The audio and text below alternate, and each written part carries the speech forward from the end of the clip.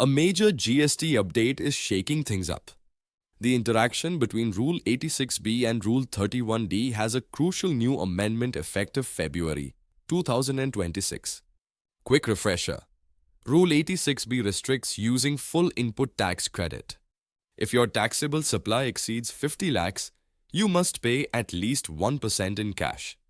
Meanwhile, Rule 31D applies to specific goods like pan masala, where tax is paid based on the retail sale price or RSP.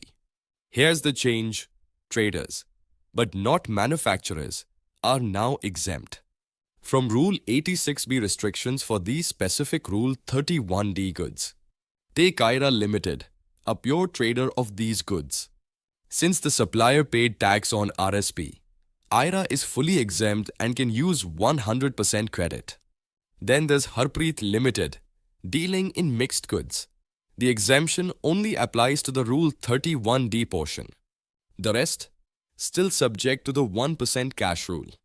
Crucially, for manufacturers like Kirti Limited, this relief does not apply.